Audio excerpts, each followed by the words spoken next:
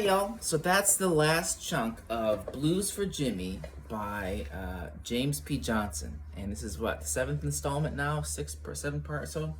So that's the final part after the stride section. At this point, I'm not a professional transcriptionist. That's not my calling in life. I'm a performer and a teacher. So I'm going to give myself a pass on this, and I've been trying to go for 100% accuracy on the recording, and I'm finding that being too rigid about that is kind of taken away from the spirit of what I'm trying to do. So I'm going to give myself a pass and say 95% accuracy is good, and then I can fill in the blanks. But that's just about everything. I might have made a mistake or two because I just learned this today, this chunk. But it's really been giving me a tough time, especially this last part, because it's higher up here, and it's just really hard for me to hear all these voices. But I experiment and play around with it, and eventually it starts to become clear little bit by little bit. And if I spend a little bit more time with this, which I will before I perform the whole piece in another video, I'm sure even more details will become clear that aren't clear today. But let's just talk about this real quick. His ending here, we got that same thing. Da, do, dee, dee, do, do. So that's kind of the main theme, which kind of returns here in this higher register. He's got the 5th and the 3rd of the 1 chord in the left hand, I believe. Could be a rooted added in there, it's hard to tell, but I'm pretty sure it's open, nice and open. 13th, root, and 3rd. Kind of, there's 2 hands there, right? And then all up here, whew, that's very high. And now we're gonna go to that diminished chord.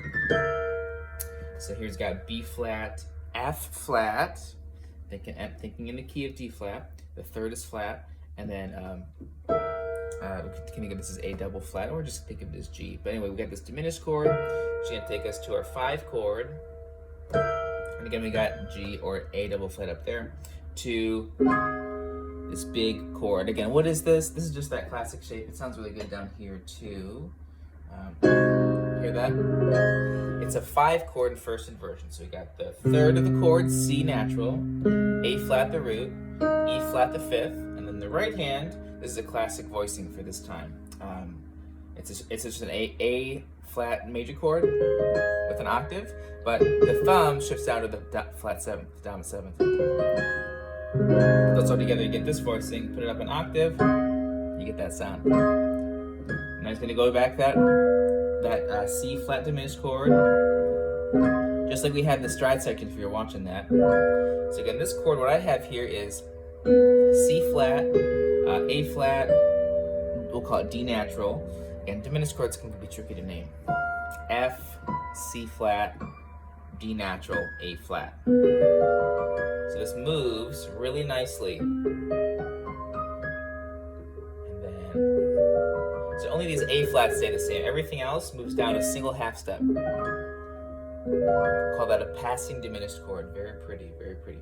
And then we got the 2 chord in 2nd inversion. So we got B flat down here. B flat, E flat, G flat. In fact, this is actually an example of a one-handed drop 2. If you don't know what a drop 2 is, it's when you take really any chord, but especially a 4-note voiced chord like this. E flat minor 7, E flat, G flat, B flat, D flat. And you drop the 2nd voice from the top, so down an octave. So E flat, G flat, B flat, D flat. The 2nd note from the top is B flat. Take that down an octave, and I have this.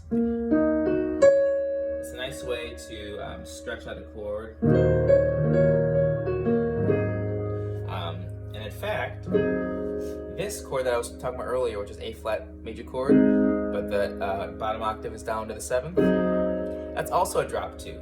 If I have this chord, C, E flat, G flat, A flat, that is an A flat dominant 7 chord in first inversion. If I drop my G flat, 2nd note from the top, we get drop 2. So it's really useful for voicing and getting bigger, richer voicings instead of always playing closed positions.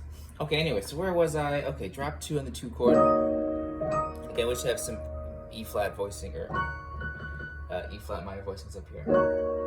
And then bring that down to an A flat 7 chord again, voiced very nice and open.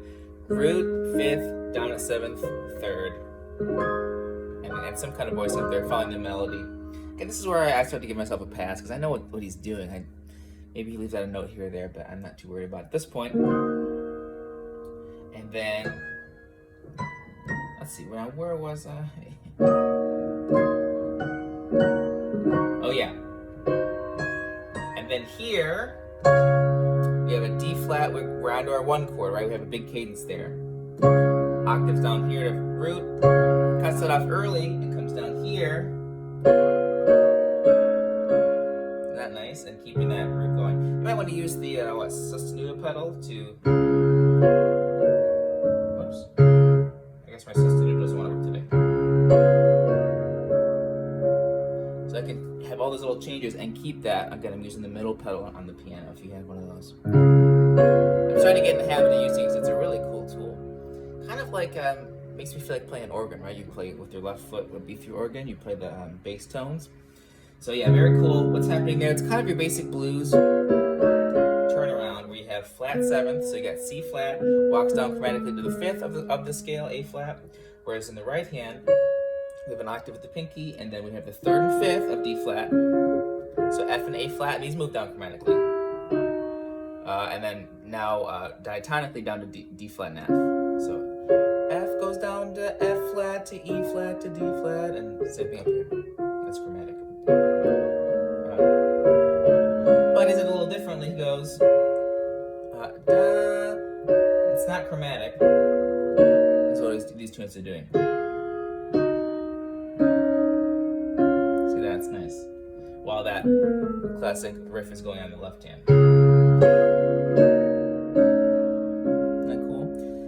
I might have added some extra notes in there, but I'm not too worried about it.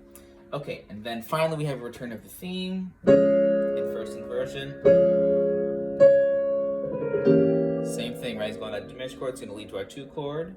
Sound familiar?